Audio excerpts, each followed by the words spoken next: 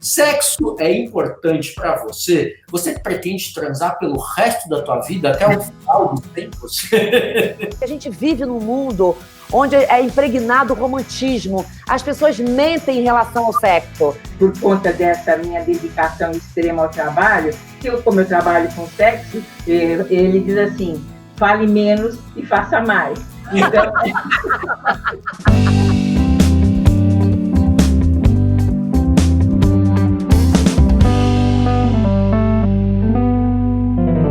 Olá pessoal, eu sou o Jairo Bauer e esse é o Conexão Viva Bem, o novo programa do UOL que vai tirar todas as suas dúvidas sobre saúde, corpo e mente. A cada dia um tema diferente com convidados muito especiais. E hoje a gente tem a honra de receber aqui a atriz, apresentadora e autora Mônica Martelli. Oi Mônica, tudo bem?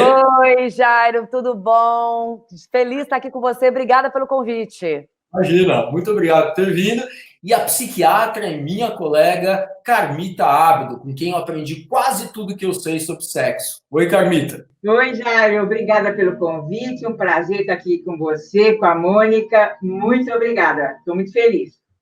Muito obrigado, sejam muito bem-vindas. Bom, pessoal, e hoje o papo é sexo para a vida toda. O que faz a gente continuar desejante e desejado, independente da idade? E o que muda no sexo com os anos? Eu vou começar perguntando para a Mônica o seguinte. Mônica, a sua vida sexual foi mudando ao longo dos anos, nas diferentes fases da tua vida?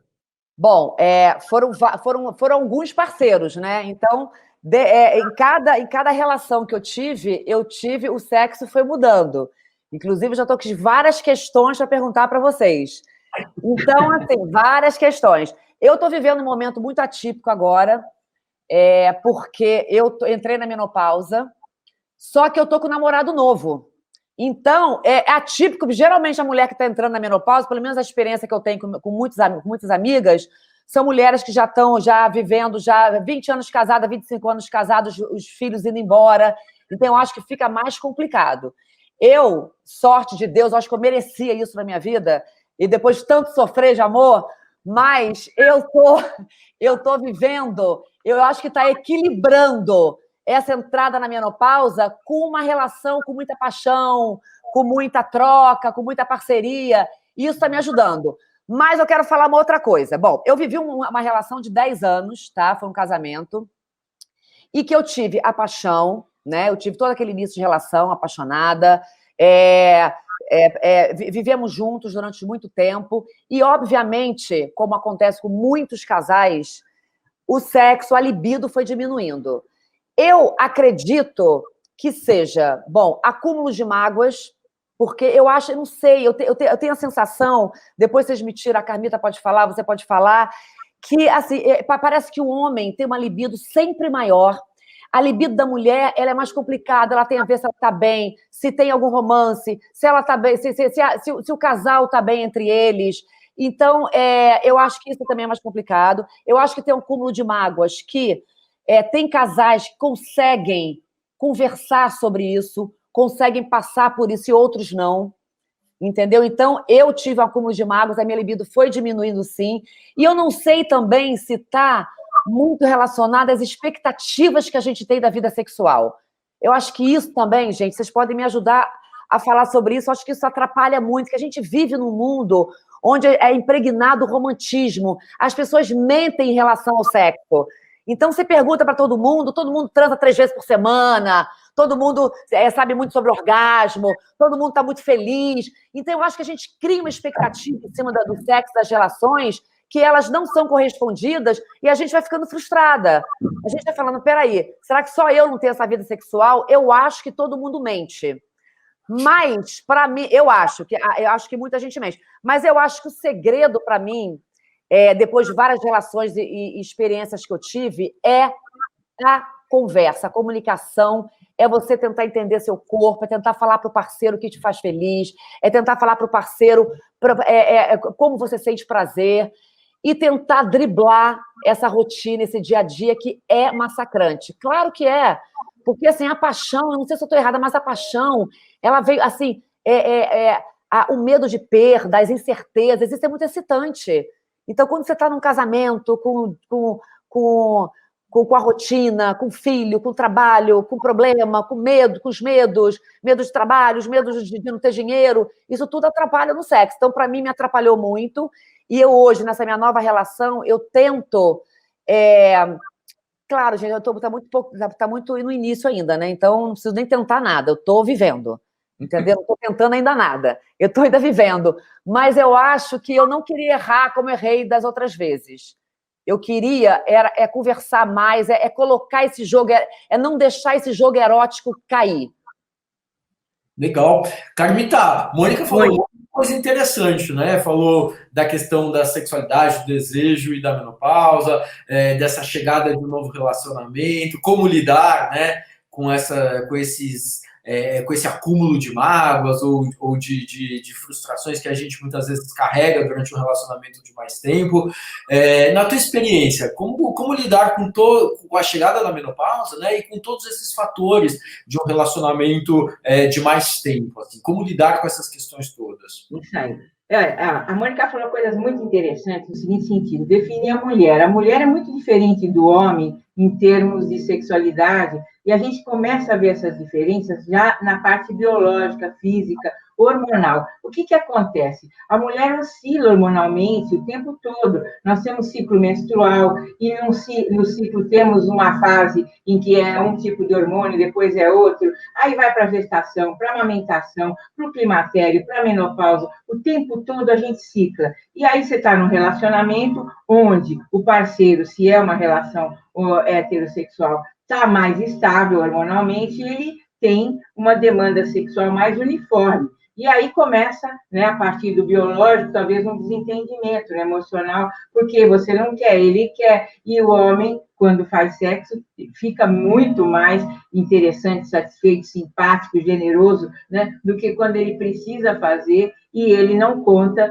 com a parceira que não está naquele momento interessada pelas várias questões de ordem hormonal e também de ordem relacional, né? Nós, mulheres, temos uma sensibilidade ao cotidiano muito maior, qualquer desatenção, qualquer falta de compatibilidade reflete na hora do sexo. Nós também temos uma outra questão, que é a tripla jornada, né, que nos acomete assim muito mais. Se você tem uma coisa em casa para fazer, você vai primeiro fazer aquilo para depois pensar no seu relacionamento. E isso não é o mesmo que acontece com o seu parceiro. Conclusão: compatibilizar esses interesses é o segredo de uma relação. E é claro que não é fácil, e também, se fosse fácil, ia ser muito chato, porque ia ser uma coisa monótona demais, né? Então, altos e baixos que não sejam muito altos nem muito baixos, né, são uma condição para manter o relacionamento cheio de desafios e interessantes. Mas, veja só, Mônica, quando você fala, eu não quero errar dessa vez, eu quero me comunicar, eu acho que aí é o segredo mesmo. Se a gente fala, olha, hoje não dá, porque hoje eu estou muito de saco cheio, ou porque você fez não sei o que comigo, ou porque eu tive um dia no trabalho péssimo, a gente não se explica, né? A verdade é que a gente quer economizar o pouco tempo que tem para a relação, para já viver o relacionamento, e não traz aquilo que está te incomodando e que, lógico, vai aparecer na hora do convite, do assédio ali dentro do relacionamento.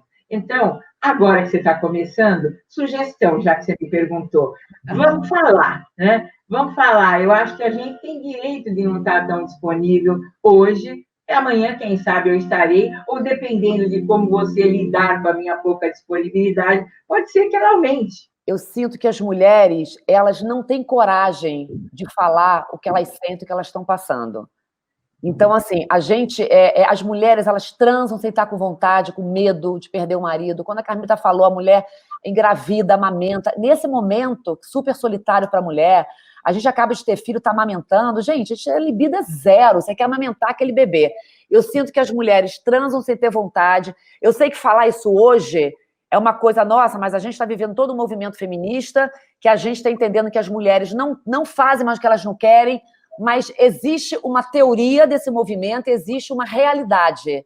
A realidade do que eu vejo, do que eu ouço, que as pessoas me escrevem para mim também, é que as mulheres têm medo de falar as suas fantasias, seus desejos, serem julgadas, tem medo de não transar com o marido e ter aquela velha história, o marido vai arranjar outra, aquela coisa super machista, porque a gente vive numa sociedade que é estruturalmente machista.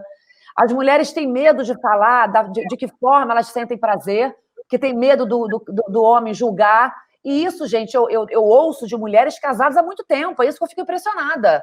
Mulheres já com muita intimidade. Eu falo, caramba, mas o bom de uma relação de muito tempo, que eu acho, é que a intimidade, ao mesmo tempo que no início tem, né, tem as descobertas, tem os medos, as incertezas que excita, a intimidade, ela faz com que a gente evolua e que seja gostoso também, que o parceiro te descobre mais, você descobre mais o que o parceiro gosta. Só que eu vejo que tem muitas mulheres que não, essa intimidade parece que não evolui, elas têm medo, elas não falam. Na experiência de vocês, além de paixão, além de comunicação, além dessas coisas, desses posicionamentos de tentar evitar fazer o que você não está afim e explicar porque você não está afim, que mais que poderia garantir para a gente mais desejo por mais tempo? O que vocês imaginam aí? Carmita tem uma relação de muitos anos, Mônica também teve relações longas, né? Que mais, né? Quais são os segredos aí, se a gente pudesse? Óbvio que forno, cada um tem o seu, né? Receitinha de bolo não é muito fácil. Mas olha, enquanto a Mônica pensa, eu vou te dizer, eu acho que sexo, antes de mais nada, é saúde. Se você não tiver a saúde preservada, não adianta que o sexo não vai rolar legal. Se a cabeça não funciona bem, ou o corpo não funciona bem, por diversas razões, né? Claro que o sexo vai ressentir-se disso, né? E as mulheres, agora a Mônica estava falando, eu me lembrei de uma coisa que a gente fala muito em aula, né, na psiquiatria, que a depressão é 2 vezes mais prevalente em mulheres do que homens. E muito dessa falta de autoestima, de desvalorização pessoal, medo de perder o parceiro, às vezes, Mônica, está ligado com essas pessoas que te consultam, que conversam com você, está ligado com uma depressão, nem que seja leve, mínima, mas que está incomodando. Ela não se valoriza, ela não tem uma autoestima preservada, porque ela não está bem. E aí isso vai se refletir, sem dúvida, em todas as esferas da vida dela, mas não aparece muito, porque enquanto você não faz uma coisa sozinha, você procrastina, é coisa tua consigo mesma. Mas o sexo não. O outro percebe quando você está empurrando com a barriga e nunca que quer e nunca que resolve, quando te faz, não é com prazer. Será que não está deprimida? Entre outras questões, né? Será que não valeria a pena se avaliar um pouquinho em outros aspectos da vida? Está demorando para conseguir terminar o trabalho? Está todo dia querendo se isolar? Está querendo ficar na cama mais do que necessita? Então, atenção, pode ser no conjunto todo, né? O que aparece é sem vontade de fazer sexo, mas o total é não tenho vontade realmente de muita coisa. Então, primeiro é avaliar a saúde no plano emocional, no plano físico também. As duas estão muito relacionadas e sexo é um excelente avaliador, balizador da saúde. Quando a gente está bem, a gente quer fazer sexo. Claro que precisa de uma parceria interessante. Eu acho que a gente tem que usar, ao longo, com um relacionamento longo, eu acho que a gente tem que usar a imaginação. Tem que usar, tem que tentar fazer uma viagenzinha de vez em quando, tem que mudar de cenário, para quem puder. Então muda de quarto, agora a gente não está podendo, vai para o banheiro, então, para a cozinha, vai dentro de casa, que a gente está todo mundo de quarentena. Eu acho que a imaginação ajuda. E eu fiquei pensando, você falando agora, que é o seguinte, porque a gente também fica nessa expectativa de o parceiro tocar a gente já ficar assim. Eu acho que tem também um esforço também. Não é um esforço para o lado ruim, é um movimento. Vamos dizer assim, né? Um movimento para aquilo não parar, não cessar, não ficar morno. Um movimento, porque também a gente fica, às vezes, muito esperando a iniciativa do outro, ou fica muito esperando que a iniciativa do outro nos provoque um frisson incrível.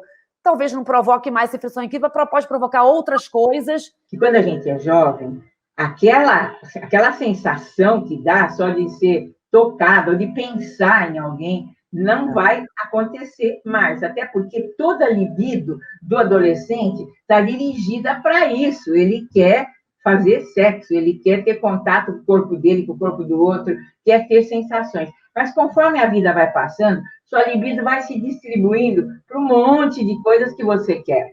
Você quer vencer na carreira, você quer ter um carro legal, você quer ter amigos sensacionais, você quer tanta coisa, e a sua libido está toda ela diversificada. Sobra um pouquinho, né, para o seu parceiro, para a sua parceira, né? Mas não é aquele montão que você tinha quando as suas ambições eram transar, para não falar trepar, né? Então, transar e transar. Era a coisa mais maravilhosa que se podia fazer aos 13, 14, 15, 16, 20 anos de idade, né? Eu li uma entrevista antiga da Mônica, que ela diz que depois do final de uma relação dela, né, ela chegou a desistir do sexo, né? Não pensava Foi. fora do plano. E aí depois ela se apaixonou novamente e voltou, né? Eu queria que a Mônica contasse um pouco essa experiência e queria ouvir de você, Carmita, com toda a tua experiência clínica, a tua vivência, você acha que é possível sexo para a vida toda? Desejo é ad eternum? Queria ouvir um pouquinho de vocês a esse respeito. Bom, eu depois que eu me separei, eu entrei num luto, né? Eu sofri muito com a separação, mas eu não sofri, eu não tinha mais desejo nenhum, não existia mais amor. Eu sofri por todo um futuro que eu imaginei que não ia ter mais.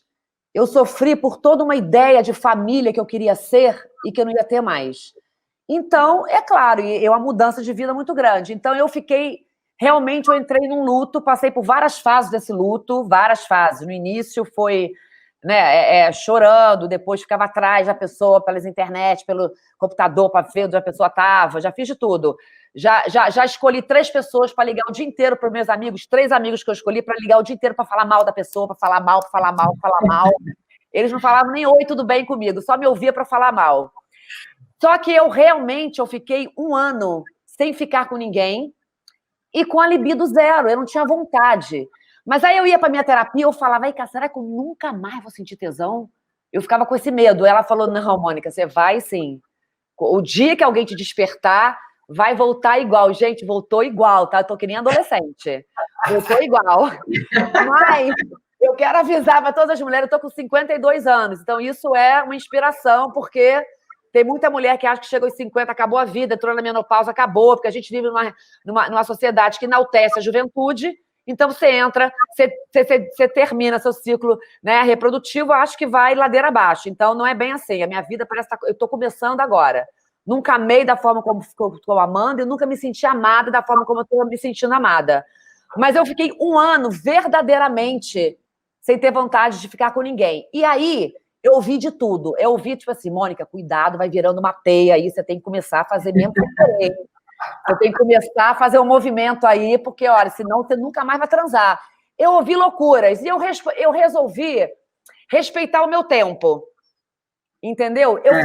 Eu faço análise a minha vida inteira, eu não enxergo a vida sem terapia, eu acho que o mundo é dividido em quem trata da cabeça e quem não trata da cabeça.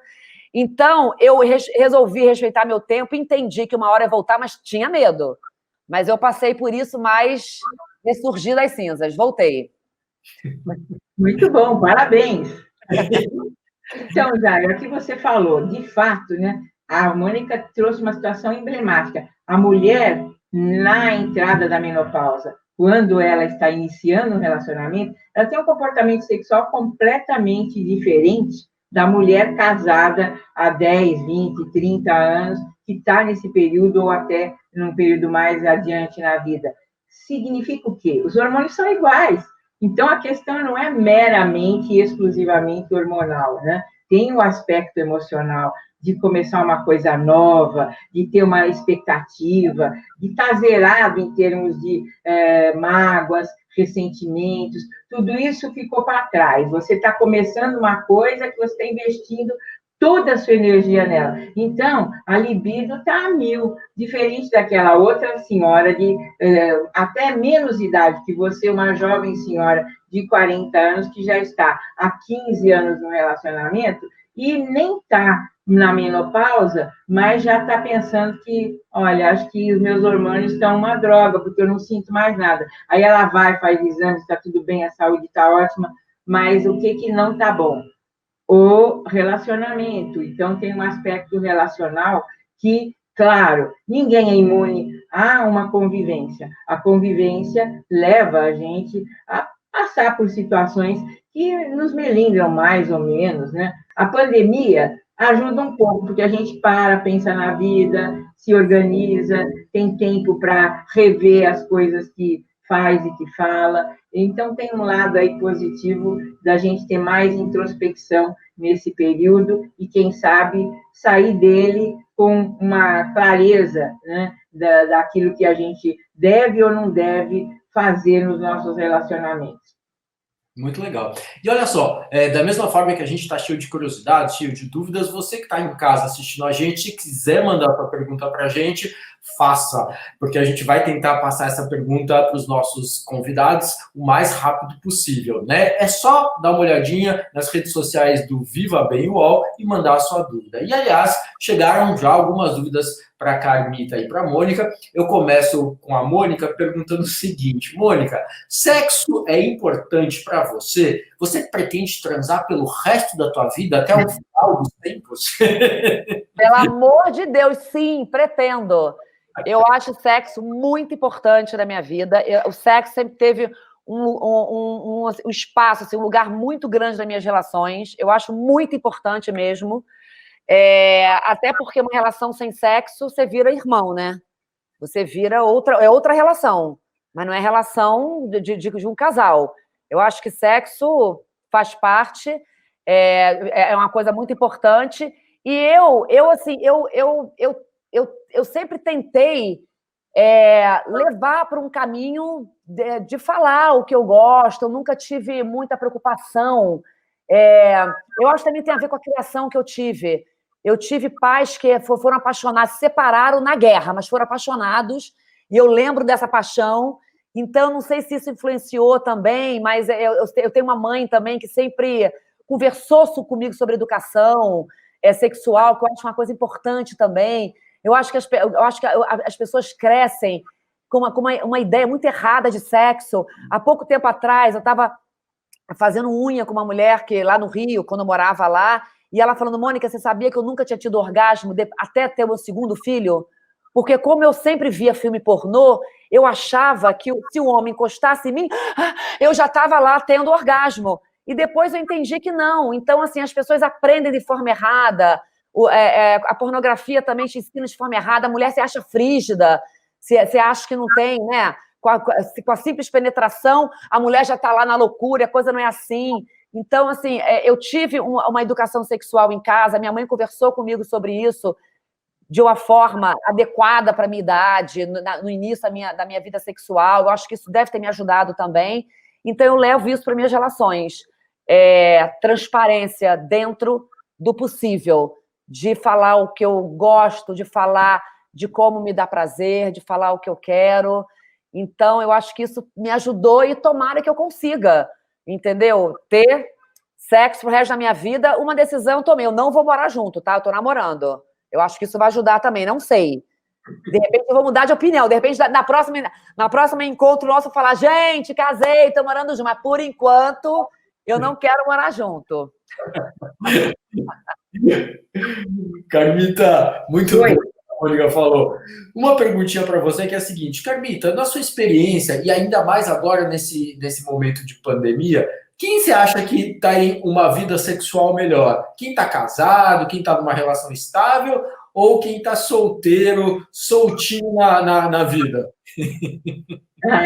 Aí tá difícil, né? Eu acho que tem casados vivendo muito bem, aproveitando esse momento para um reencontro, para resolver as pendências de longa data e se reencontrando mesmo, né? Começando a viver uma nova relação a partir desta conversa mais franca, do tempo que passaram juntos, dirimindo tudo quanto questão que foi sendo acumulada. Mas tem casais que estão se separando de forma muito, assim, triste até, depois de embates muito duros e ofensas mútuas muito sérias, porque a convivência foi pesada demais. Eles conseguiam manter a relação à custa de cada um ir para um lado, passar o dia longe e se encontrar o mínimo possível. Mas, tendo que passar o dia inteiro juntos, não se suportaram e cada um já foi morar separado do outro.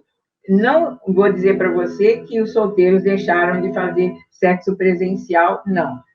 Infelizmente, para muitos, né, que não se cuidaram, isso foi um risco muito grande. Mas a gente está sabendo, sim, que foi uma oportunidade de reinventar-se, e eu acho que o sexo virtual veio para ficar e vai ser um complemento quando presencialmente os solteiros puderem se encontrar. Eles vão incluir vamos dizer assim, essa nova possibilidade dentro das várias que já estão presentes no relacionamento. É verdade. Uma pergunta aí para as duas, que é o seguinte: vocês acham que a vida sexual de vocês, né, melhorou nessa fase dos 40 aos 50 e poucos anos, ou ela era melhor quando vocês eram bem jovens, adolescentes, aos 20 anos de idade? Como que vocês se relacionam com a sexualidade? Ficou mais tranquilo para vocês com o passar do tempo? Olha, eu me casei na faculdade, né? Eu ainda era estudante de medicina e o meu namorado também. E nós resolvemos nos casar, assim, numa situação completamente fora de propósito, porque não tinha tempo para mais nada, nós enfiamos um casamento na vida da gente e tivemos que arcar com a responsabilidade dessa ideia que pareceu maluca para todo mundo, mas que para nós foi maravilhosa. Eu acho que com isso, eu e ele conseguimos criar um vínculo muito forte, uma relação de muita cumplicidade, muito compartilhamento, porque os dois eram duas crianças que mal tinham como se sustentar e estavam desafiando o mundo, porque ninguém aprovou a ideia e nós resolvemos mostrar que ia dar certo. E estamos juntos há quase 50 anos nessa vida. Então, eu diria para você, teve muita mudança mesmo. É claro que aquele arroubo juvenil, aquela necessidade de estar um com o outro, não se desgrudar, e acabou de fazer, quer fazer de novo, já não existe mais, até porque eu não tenho força física para isso. Ele ainda tem, mas eu não.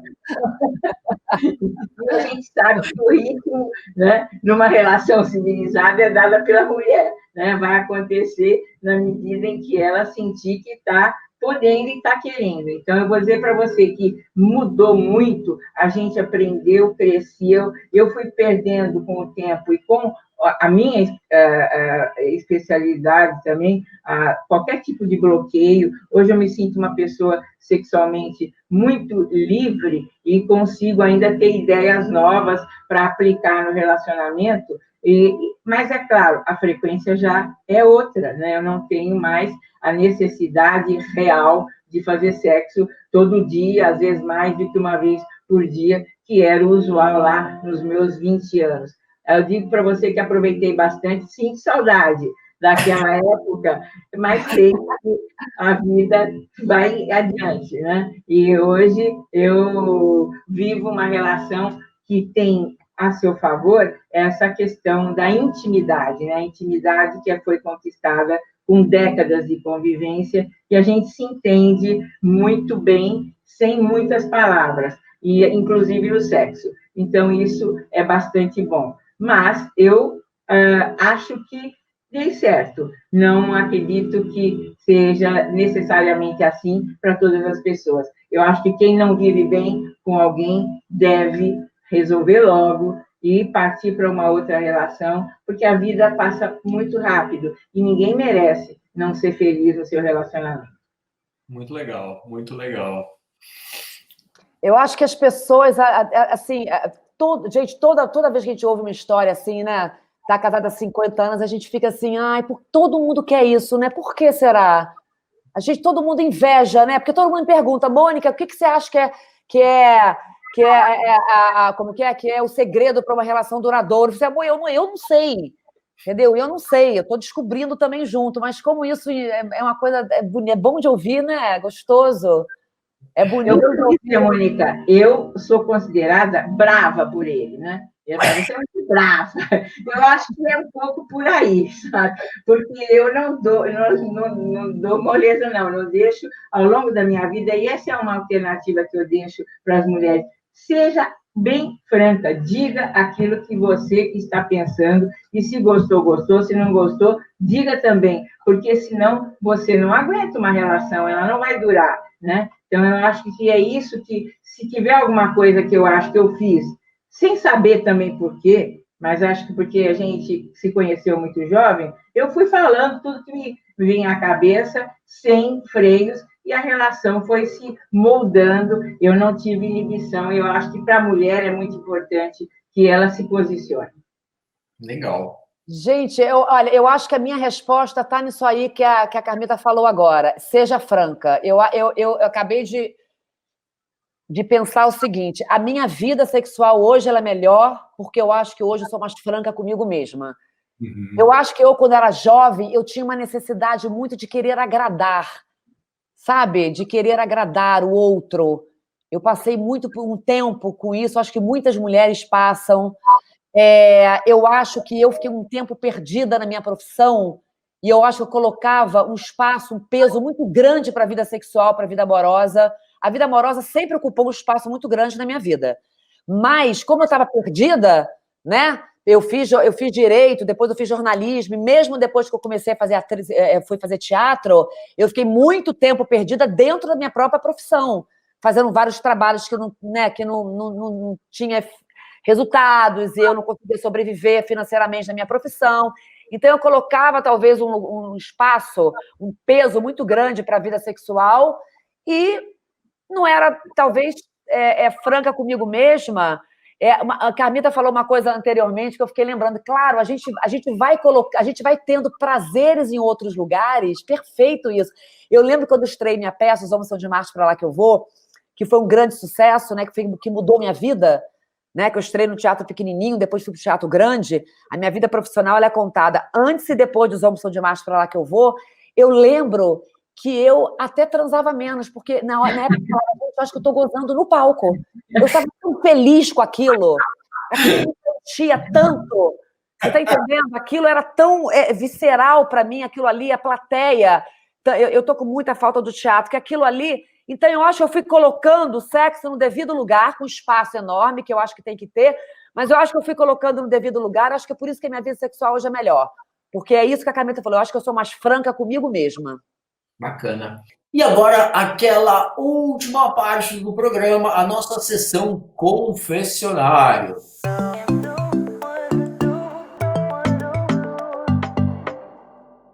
Vocês vão contar pra gente um pequeno pecado, uma confissão, sabe aquilo que você diz para os outros fazerem, mas que você não consegue fazer? Pois é, conta pra gente. Bom, eu tenho uma coisa que eu falo para todo mundo o tempo inteiro, que eu faço o tempo inteiro, que eu acho que uma das piores coisas para uma relação é criticar. Eu sempre falo, para de criticar, para de julgar. Eu sou muito crítico, eu acho que isso ferra todas as minhas relações. Eu fico o tempo todo falando comigo, não critica, não critica. Tenta olhar o lado bom, tenta olhar o lado bom das coisas. Eu aprendi, com maturidade, eu aprendi. Estou aprendendo e também eu estou me relacionando com uma pessoa também que vem de outras relações e a gente traz, né, experiências. Mas eu acho que é isso. Eu julgo demais, eu critico demais dentro da relação e eu vivo falando, para de julgar, para de criticar. Eu acho que isso é o pior. Legal. E você, Carmita? Bom, eu tenho um defeito muito grande, eu sou workaholic, sabe? Eu sou uma pessoa que, se eu precisar, eu trabalho 24 horas por dia, ininterrupta. Conclusão, quem está à minha volta, que se vire, porque eu coloco no trabalho um peso muito importante. E aí, tem até uma frase que o meu companheiro de quase 50 anos vive dizendo, porque eu trabalho com sexualidade, né? O meu tema da vida é pesquisa, é ensino, é tudo nessa área. Então, ele brinca comigo, por conta dessa minha dedicação extrema ao trabalho, que eu, como eu trabalho com sexo, ele diz assim, fale menos e faça mais. Então... Esse é um segredinho que eu estou contando para vocês e que é realmente uma diferença, porque ele acha que se eu falasse menos, quem sabe sobrava mais sexo para fazer em casa, é o que ele fica esperando muito pacienciosamente. Maravilhoso, gente. Uma expectativa muito grande. Isso é muito bom também. Também é bom deixar esperar, né, Mônica? Claro! Deus, olha, papo super legal. Vocês falaram coisas muito inspiradoras. Acho que, né, a gente vai ajudar um monte de gente que está assistindo em casa. Queria agradecer muito a disponibilidade de vocês estarem aqui com a gente. E recadinhos finais aí da Mônica e da Carmita. Gente, obrigada por estarem aqui. Olha, é muito inspirador e enriquecedor passar uma tarde aqui, assim, conversando com vocês. Obrigada pelo convite. Obrigada, Carmita. Que honra estar aqui junto com você. Muito obrigada. Adorei. Eu também agradeço muito. Não esperava poder um dia ter esse encontro com você, Mônica, e com o Jairo, duas pessoas muito queridas. E foi muito bom para mim, e espero que a gente tenha conseguido conversar de forma tão aberta aqui, que as pessoas também tenham ouvido dessa mesma forma, e quem sabe a gente volta a se encontrar em breve. Para mim vai ser um enorme prazer. Beijo grande para vocês. Muito obrigado. E para você aí em casa, foi bom? Para a gente foi muito legal. Se você gostou, não perca os próximos programas da gente, e no próximo programa a gente fala sobre corpo. Siga o Conexão Viva Bem e aproveite todas essas informações e todos esses papos que a gente está trazendo para vocês. Muito obrigado. Mônica, um beijão. Carmita, um beijão. Beijo. Até mais. Beijo. Até mais. Tchau. Qual?